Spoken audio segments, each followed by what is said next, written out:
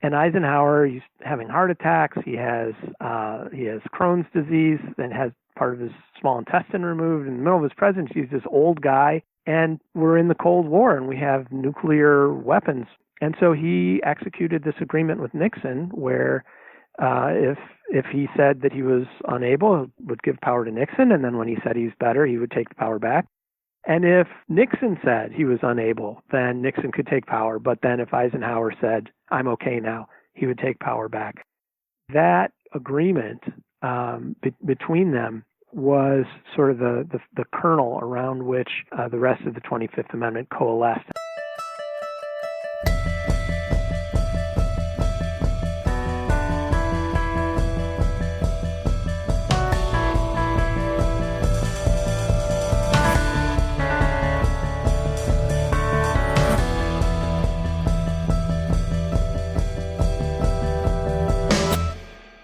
Brian C Kalt is a professor of law and the Norris Faculty Scholar at Michigan State University College of Law. He is the author of Unable, the Law, Politics, and Limits of Section 4 of the 25th Amendment. And he joins me today. Brian, thanks so much for coming on My History Can Beat Up Your Politics. Well, thanks for having me.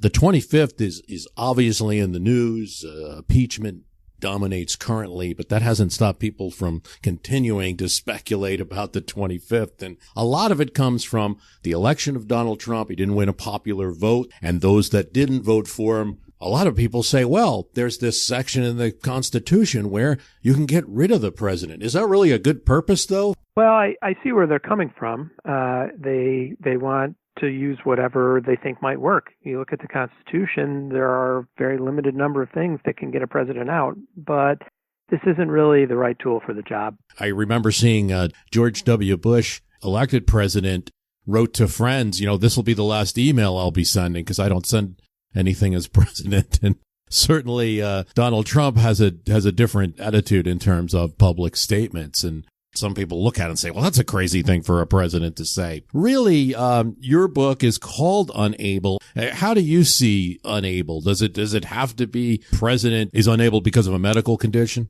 Well, it doesn't have to be a medical condition. The people who think that when Trump tweets something crazy that if he's lost his marbles, that it could apply to that.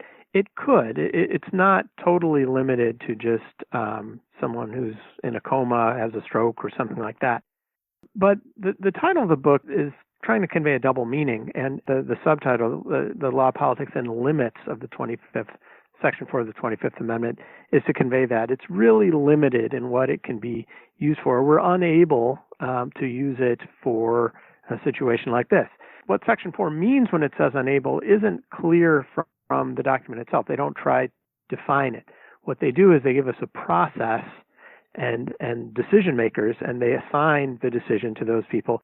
And by looking at that structure, we can figure out what it works for, what it doesn't work for. And also looking at the legislative history, we can see what they were definitely trying to protect the president. Yeah, and it's something that was not idly constructed. I mean, there were some big names, Birch Bayh and Robert Kennedy, involved in its construction. Yes, and President Eisenhower and President Johnson were putting their weight behind it too. And I think it's important to recognize just politically that it wouldn't have been possible to get something through if it gave too much power to people to get rid of a president who was anything other than completely unable. So the structure really breaks it down into two parts. There are easy cases and hard cases. And the easy cases are where the president, for whatever reason, isn't going to be able to respond. He's in a coma. He's completely lost the ability to communicate. He's missing, something like that. And when that happens, it's designed to swiftly and certainly transfer power to the vice president. But in the other sorts of situations where the president can contest the action, and whatever else you can say about Donald Trump, I don't think there's any doubt that if they invoked Section 4, he would, maybe by Twitter, maybe on TV, but he would resist. He would contest the action. Section 4 sets up a process that protects the president in those situations and makes it really difficult for the president to lose, put several thumbs on his side of the scale. And I think the people who are calling for Section 4 to be used against President Trump are overlooking that part of the design. It has to involve the vice president.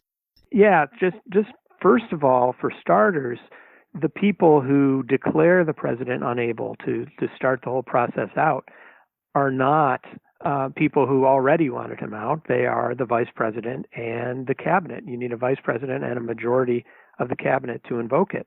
And then if the president contests it and the vice president and cabinet stick to their guns, then it goes to Congress. You need 2/3 in the House, 2/3 in the Senate, which is more in the House, on the House side, more than you need for impeachment and removal. So it was designed to be really hard to use. You're not going to get him out of office unless his people and significant numbers of Republicans in the House and Senate think that he's got to go. Other parts of the 25th have been used. We've had a vice president appointed by the process of the 25th. We've had two of them. We've had presidents voluntarily give power to the vice president while they're under surgery. George H.W. Bush and Dick Cheney, among the recipients of that. But Section 4 has never been used except by Hollywood screenwriters, it seems. And it seems like with a few exceptions, they're usually getting it wrong.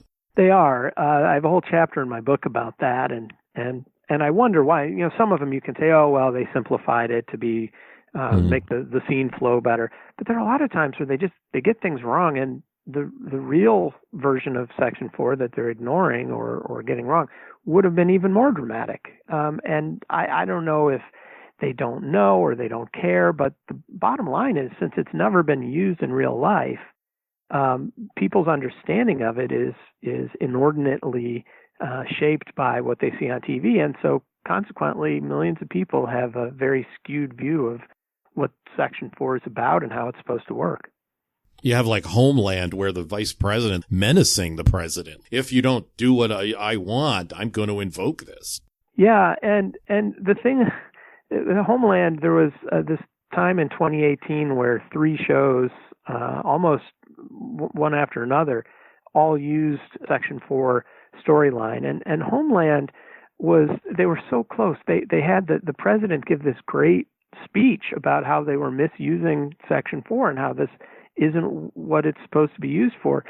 And they had a chance to have the story make it clear that she was right, but they didn't. The only reason the president ended up winning that one was it turned out her opponents were the Russians had a conspiracy, and that's what was going on. And so it was just a matter of the facts that made her win, and not her legal argument, which in this case, because of the structure of Section 4, would have and should have won. Of all movies, it seems like Dave gets it right. Yeah, the movies in general, Air Force One and Dave, the movies in general have done a better job with it. With Dave, we see the chief of staff trying to avoid Section 4, getting an imposter to stand in for the president rather than let power go to the vice president. But which shows the limits of Section 4. There are still people who would want to protect the president, protect their own influence under his authority. But then at the very end, they get it right, and they explain what happens, and they even say, under the terms of the 25th Amendment, the vice president becomes acting president, and then pursuant to Section 1 becomes the president. And so they got it right. And Air Force One, same thing. Air Force One is a great example of what I was saying about how if they take the Section 4, how it's supposed to work, how it actually works, how it's supposed to play out, if they take that seriously, that makes for some fine drama, I think. And in Air Force One, they did a great job with that. Your book, Unable, The Law, Politics, and Limits of Section 4 of the 25th Amendment, has a lot of detail on all of these various plots. So anyone listen, if you're interested in really going like, show by show, movie by movie, this is a book that you'll want to get. I do just want to bring up one more because my listeners specifically asked me to ask you. It was about West Wing and how the West Wing handled it. It seems like they sort of ignored. Yeah, very disappointing because I know a lot of people looked up to the West Wing as getting things right and getting the details right and having, Josh would come out with some soliloquy explaining some technical detail or some history. But they got it wrong twice. I only mentioned one of them in the book, which is in season 2 when President Bartlett gets shot. They're trying to sort of echo the Reagan assassination. So he gets shot. They rush him to the hospital. And then there's this little crisis because they say he never signed the letter. They say if the president's going under general anesthesia, as President Bartlett was, he was in surgery, they said he's got to sign a letter. He's got to transfer power to the vice president. And this is referring to Section 3, where, as you mentioned, George H.W. Bush, Dick Cheney were acting president while President Reagan and George W. Bush, respectively, were getting colon surgery or colonoscopy. That's Section 3, and it's true. If the president is going to transfer power voluntarily, take it back without there being any other process, he's got to use Section 3. But there's also Section 4. And if the president is in surgery and he's under general anesthesia for hours and he hasn't used Section 3, that's precisely what Section 4 was for. But the whole episode, Leo McGarry, Chief of Staff, is acting like there is no Section 4. And then a few seasons later, the president's daughter is kidnapped, and he feels like he's not able to do his job. The mental strain is too much for him, so he transfers power. And the episode is called 25. The problem is there wasn't a vice president, and so he says he's invoking the 25th Amendment to transfer power to the Speaker of the House, and you can't do that. 25th Amendment requires that there be a vice president. If there's no vice president, the president could declare himself unable. He could say, by analogy to the 25th Amendment, I'm doing this, and it would probably work out, but it wouldn't be Section 3. You can't do it without a vice president. It's written very clearly into Section 3. What happens at that point if that series of events do we go to SCOTUS and have them decide, or does the president have to actually resign? Well, I think under the political question doctrine, the Supreme Court probably wouldn't get involved in an uncontested case. So if the president really felt like President Bartlett did there, he really felt like he was unable and he wanted to transfer power to the Speaker of the House, you don't need the 25th Amendment for that. Article 2 of the Constitution says whenever the president is unable and the vice president is, missing or unable, then it goes to the line of succession. And currently the line of succession law puts that to the Speaker of the House. And so the problem is Article 2 didn't provide any process, didn't provide any criteria, didn't designate any decision makers. So what the 25th Amendment did was to fill in those details.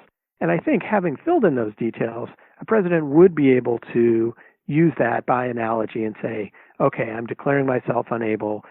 No one's contesting this. It goes to the Speaker of the House.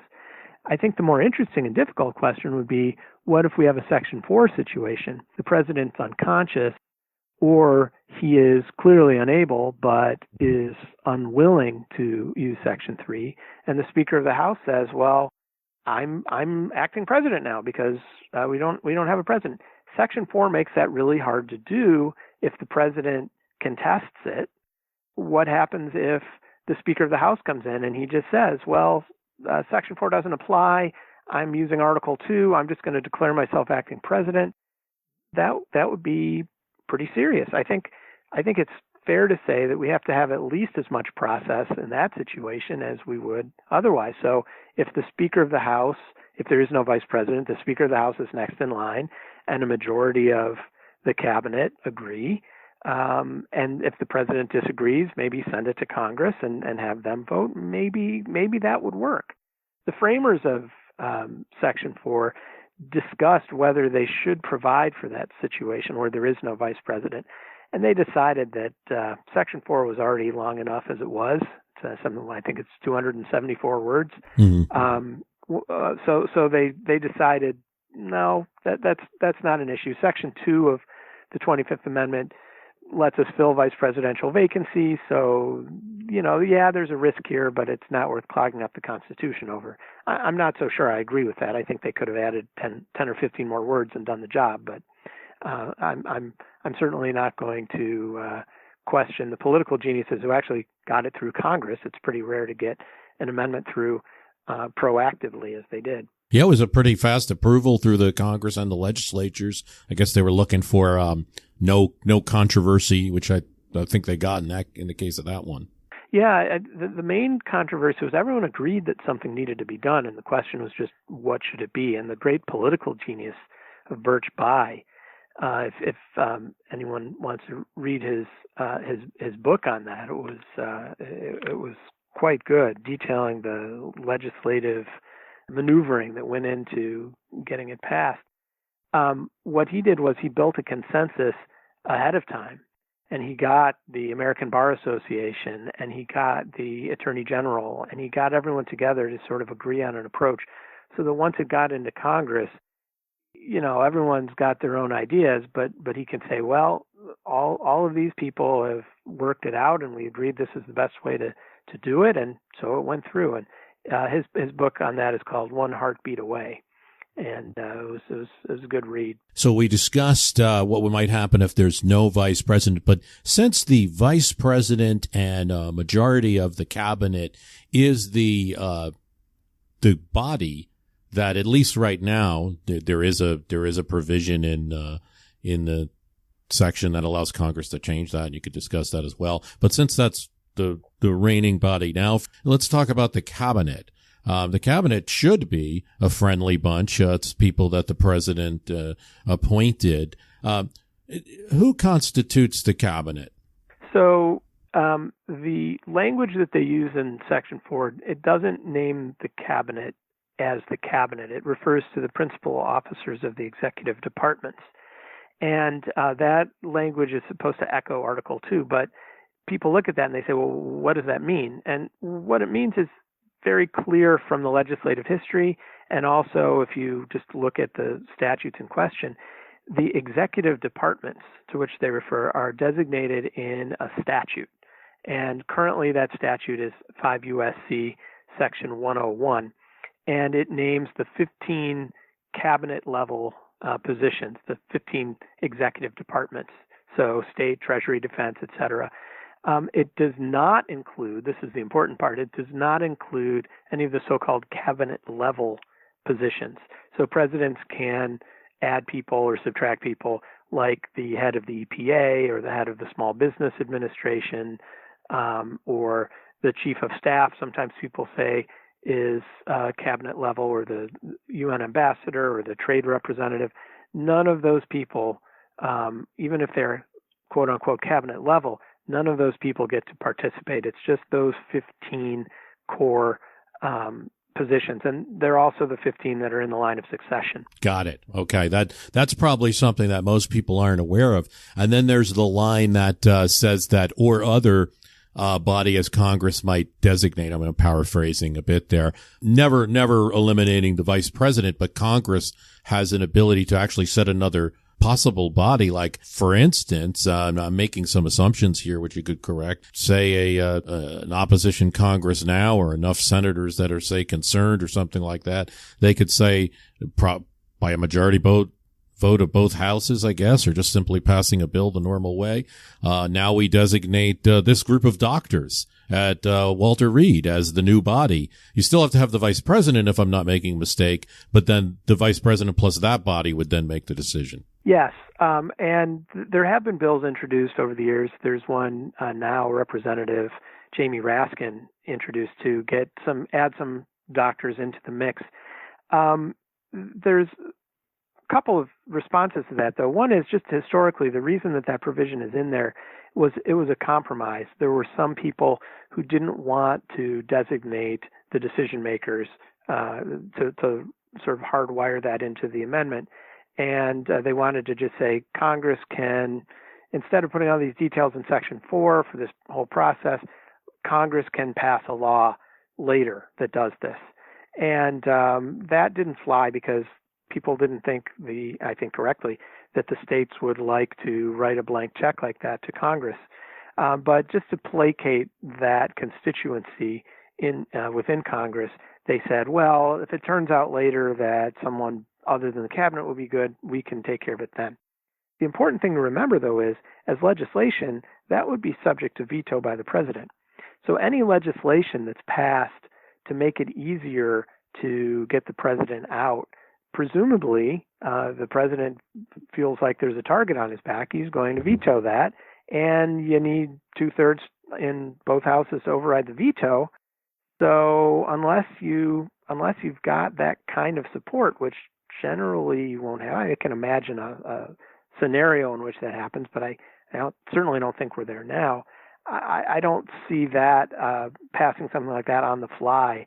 No, that's a good point. It would have to almost happen in one president, one noble, forward-thinking president's administration, and then be used in another down the line. A lot of the section involves transmitting of letters. Like, for instance, the vice president can't just start barking orders. They have to transmit to the Speaker of the House and the Senate President that this condition of inability exists. Well, the Senate President pro tem, actually the President of the Senate is the Vice President, and in an earlier draft of the legislation, it said transmit to the President of the Senate, till someone pointed out that the Vice President would be transmitting a letter to himself. So they fixed that part. But yeah, I think it's to make it official, to make it above board, but it's important to note that power transfers when it's transmitted, not when it's received or acknowledged or anything like that. So once they send the email or the fax or send the courier down the street, the vice president can start barking orders. And that immediacy, that instantaneous effect was part of what they wanted to do here. I have to ask then, and then because then there's also a provision where the president can then transmit a letter saying that to the same people, saying that no such case of inability exists. And is a tweet sufficient for that? I suppose if he tags the president pro tem and the speaker in his tweet, that might suffice. I'm not sure. The stakes are a little lower there because the president does not take power back immediately upon declaring that. It starts a 4-day waiting period where the vice president and cabinet can contest his resistance, and the vice president stays in charge in the meantime. But I suspect that whoever would be helping him out with the legal formalities here would probably say, yeah, you should probably sign a piece of paper and fax that over. But I suppose a tweet might work. It's a modern day communication, and has the immediacy of revealing the president's thoughts, as we know. That 4-day waiting period intrigues me, as I know it would intrigue a lot of listeners. So let's talk about it. I mean, just in essence, it really does seem to me that the flaw in this system is that a VP could at least exercise power for 4 days, even for possibly malicious reasons. Not that they would. Yeah, that was their main worry when they were writing this portion. My main worry, and this was a subject of a chapter in my earlier book, Constitutional Cliffhangers, a legal guide for presidents and their enemies, is that a lot of people, when they read Section 4, misread this 4-day waiting period, and they think the president can take power back immediately. So I think the real risk is the way they drafted it a little bit vaguely. I don't think that it's hard to come up with the right reading here. Certainly, if you look at the legislative history, it's clear that the vice president's in charge. But if the president says he's in charge right away and starts tweeting about it, millions of people agree with him, that could get dicey. Yeah, there's going to be pressure because the language says unless. I see where you're going with the language, and you're certainly more expert than me in this respect. But the language, it says unless within 4 days the vice president, contest this. The vice president, majority of the members of the executive departments contest it, which would. There's no other way to read that than you have to give a person 4 days if there's an unless. I agree. Others don't, but I think it's extremely clear. As far as the vice president, some sort of coup, yes, they would have I should step back and mention, people talk about, oh, this would be a coup, or they talk about impeachment, it would be a coup, and other people say, well, no, it wouldn't be, because this is a constitutional process. And I get what they're saying, but it is fair to say that someone abusing a constitutional procedure could certainly be accused of an illicit seizure of power, even if they're using constitutional processes, if they're not really, and there's some movies and books about this, but they don't really believe that there's anything wrong with the president, they just want to take power and that's what they're doing, then I think it is fair to label it that way. So the framers of Section 4 were worried about that. They said, who should be in charge during that 4-day waiting period? Some people said, well, the president's the president, and he got elected. If he says he's fine, then we should give him the benefit of the doubt and let him take power back immediately. And other people said, well, but if the vice president and cabinet have taken this extraordinary step, there's some reason to question that. And let's have a little time and let's cool things off a little bit. And ultimately what they decided was that it was more likely and more dangerous a prospect that we would have a president who was out of it, but couldn't realize that himself and could do a lot of damage that way, that was more likely and a greater risk than a usurping vice president and cabinet.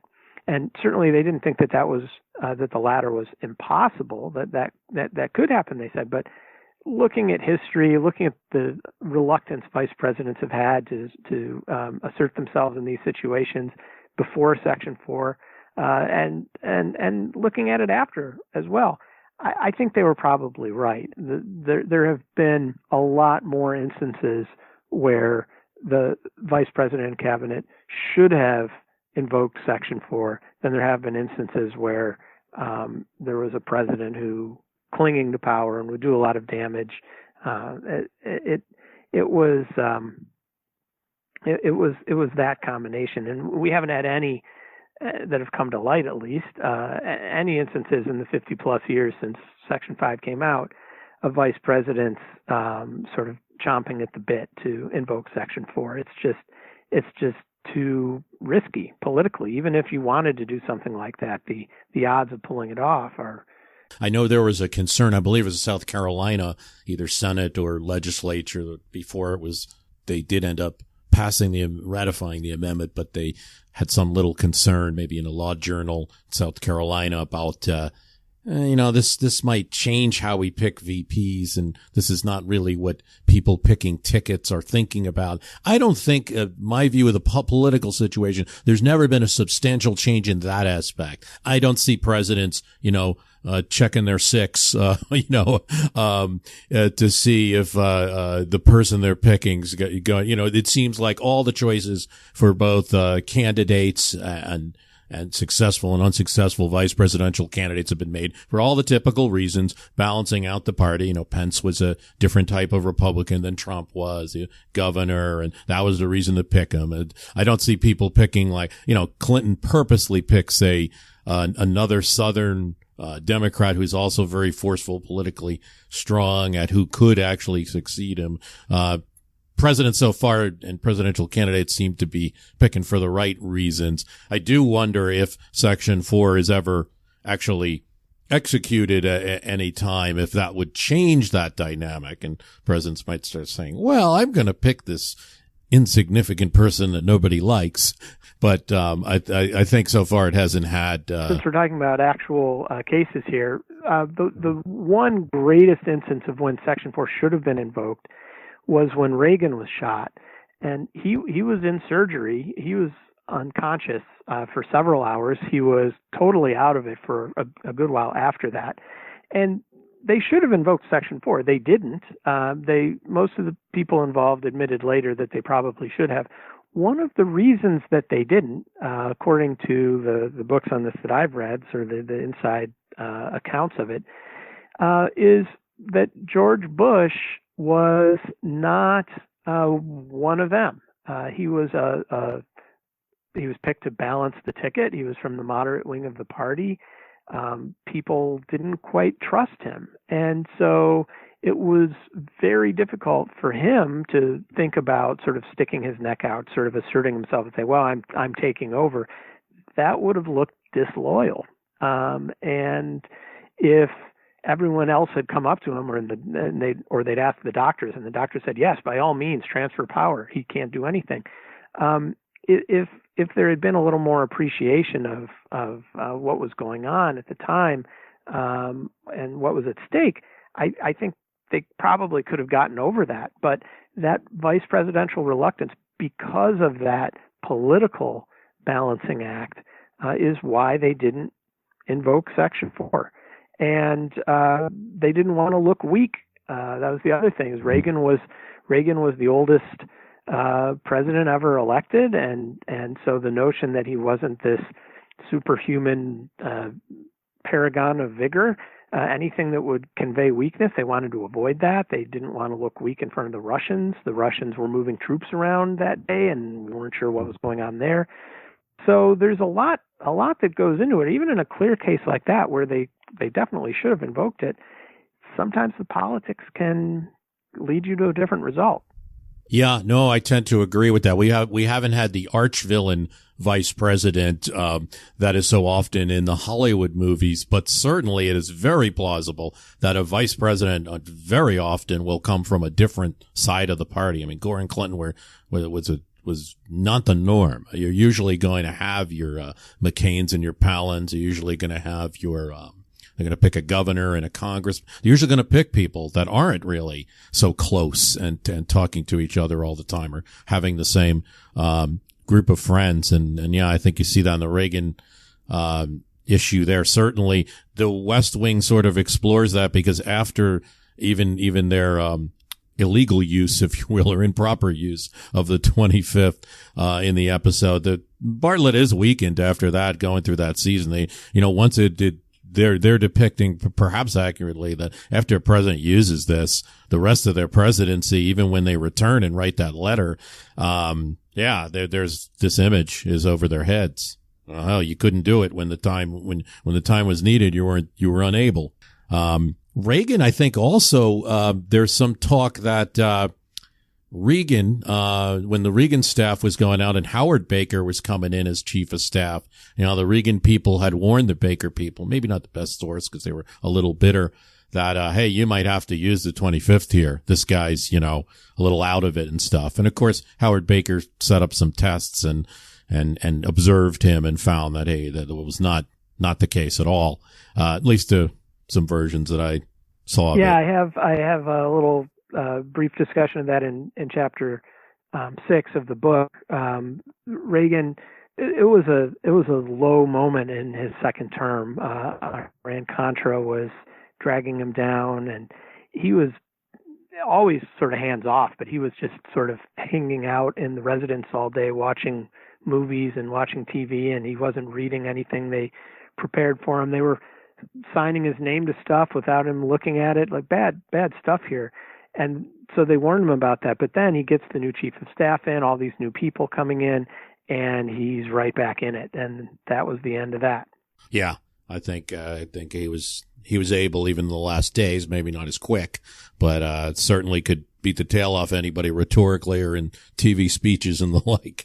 Of course, the great historical example of where and there's many, but the one that a lot of people point to where we maybe could have used the 25th is Woodrow Wilson. Has a stroke, he suffers a second stroke in the White House, and there, I mean, boy, did they not follow anything close to the 25th, it seems. I mean, Vice President Thomas Marshall comes to the door. He's sent away by the president's wife. There's some discussion among the Secretary of State and the president's doctor and the president's secretary about possibly doing something with Marshall, but then the secretary and doctor adamantly opposed to even having a cabinet meeting without Woodrow Wilson, which would defeat the whole purpose of having a cabinet decide back then. So what's your view of those events of 1919 and 1920? It was really interesting because going back and looking at what was known publicly, my education on this had always been, the whole thing was kept from the public. But at the beginning, Wilson's doctor was issuing press releases saying Wilson needs absolute rest, that he is unable to discharge the powers and duties of his office. I mean, they said it in so many words. So if we had had a Section 4 back then, presumably they would have used it, at least initially. The reason they didn't use it at the time, and this is one of the main things that inspired Section 4, one of the things about the original Constitution that they felt they had to change, was it wasn't clear if the president is unable and the vice president takes power as acting president. It wasn't clear from the Constitution that the president would take power back if and when he recovered. And so this is why they didn't transfer power when Garfield was shot and lingered for 3 months. And so if you don't know for sure that the president takes power back when he recovers, that makes the vice president stepping up even more even more like a power grab. And so that was part of the reason for Marshall's reluctance. Wilson also didn't particularly like Marshall. Mrs. Wilson definitely didn't like Marshall. They thought he was kind of a bumpkin and not serious enough. There were people in Congress, there were people in the cabinet who wanted Marshall to step up, but he just wasn't willing to do it. And then Wilson's doctor said the only thing that's driving him to try and recover is to get his power back. And so they made sort of a personal decision to protect his power, to make him recover better than maybe he would have otherwise, putting self in front of country in that case, because it definitely was detrimental to the country. Eventually, the Secretary of State said, "Well, I mean, we should be able to meet as a cabinet. Let's do that." Wilson finds out about that and fires the Secretary of State. He finds out about this when he's recovered enough that he can do things like that. The funny thing to me is the account of this written not too long after by the president's personal secretary, Joseph Tumulty, who says, Wilson said, Lansing's the Secretary of State, when Lansing sought to oust me, I was upon my back. I'm on my feet now, and I will not have disloyalty about me. So he fires Lansing. But at the moment Wilson said that, Tumulty said that the physically weak Wilson was sitting in an invalid chair when he said this. So he was not on his feet, in fact. This initial period where he was clearly unable, I think Section 4 would have been invoked, and he probably wouldn't have been able to do anything about it. But he also probably would have claimed that he was better fairly soon. So I'm not sure exactly how Section 4 sort of situation would have played out if the Constitution had been amended before all this. I do know, just looking at the legislative history of Section 4, this was the number one thing that they wanted to address, a Woodrow Wilson or a James Garfield situation. That was supposed to be the easy case, and that was what they wanted Section 4 to avoid, and not a more marginal case of like a Calvin Coolidge who's depressed because his son died, and so he doesn't come out of his room. He sleeps 14 hours a day.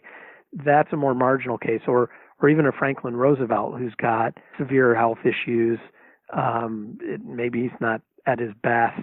That's not what they were trying to do, and it's very clear from the debates in the situations they want to err on the side of letting the president keep his power.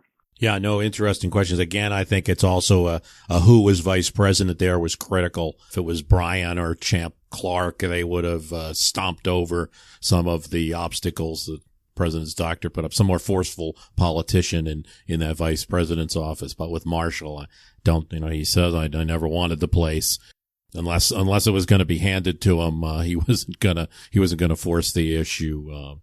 And all of that. And maybe history was better. I tend to, I used to think somewhat that way. We really didn't need a Marshall at that time. An incapacitated Wilson might have been better, but, I just had done a podcast talking about all of the civil rights violations and the Palmer raids and bad things that happened while Wilson was incapacitated and maybe could have tamped down, and maybe a more active president would have been better. It's just one of those questions people can debate about.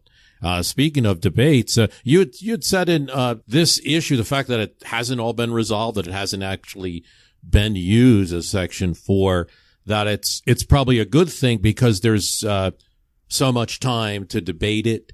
Do you find that that given the time since the amendment to now, Hollywood aside, that there's enough constitutional law debate where there's some precedents established here? I think what the last 3 years have made clear, something that I think we all suspected before, but it is that politics trumps law for almost everyone. And this is why I try and write these things before the issues are at the forefront. I want to say, here's what the law is. Here's what's supposed to happen.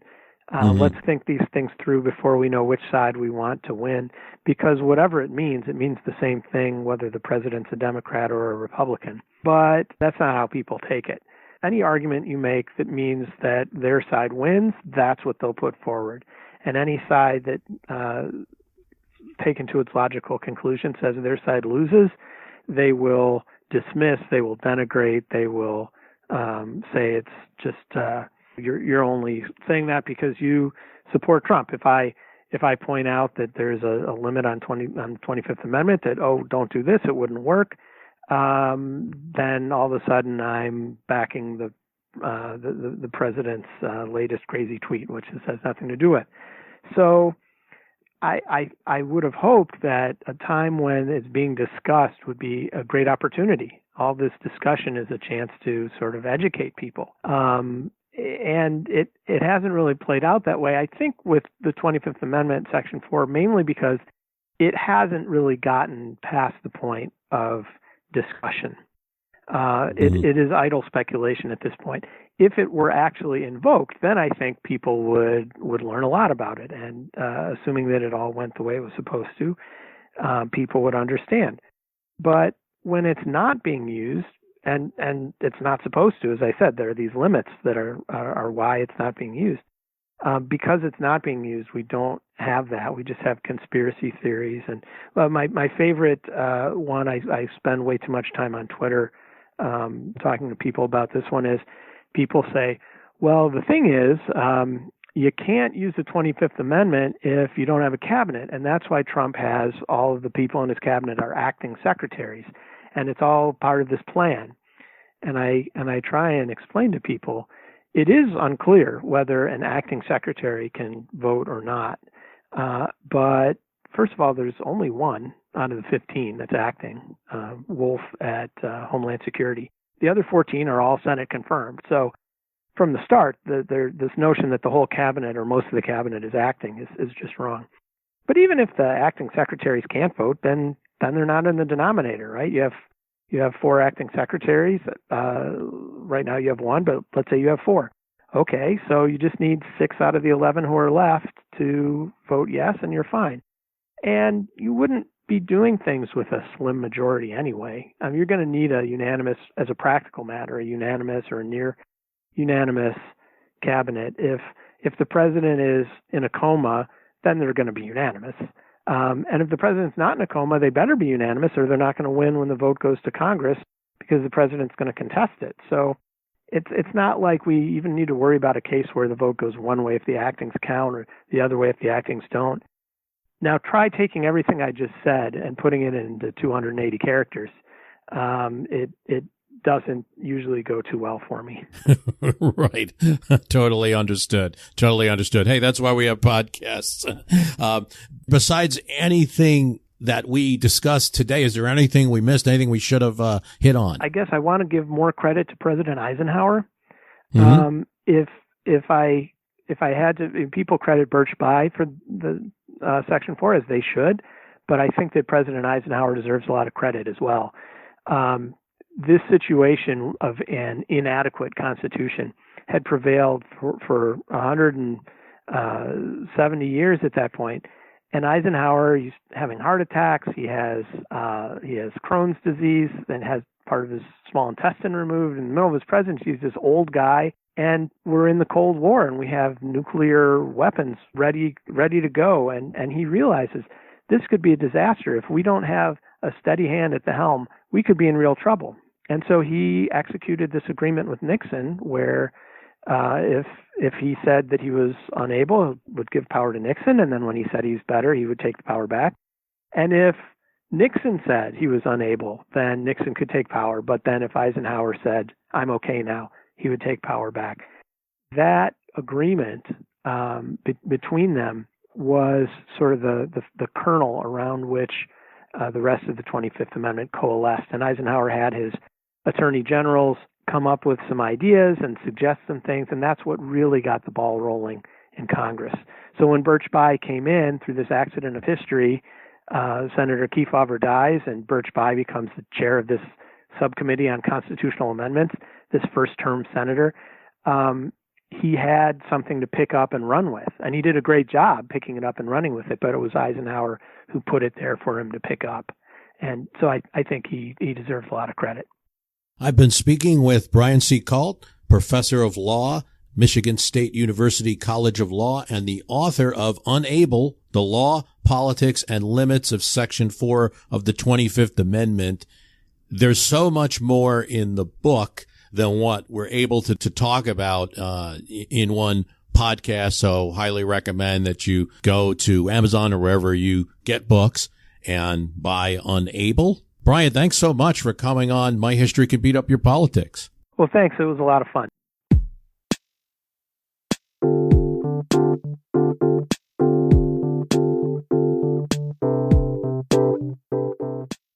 I want to thank you for listening.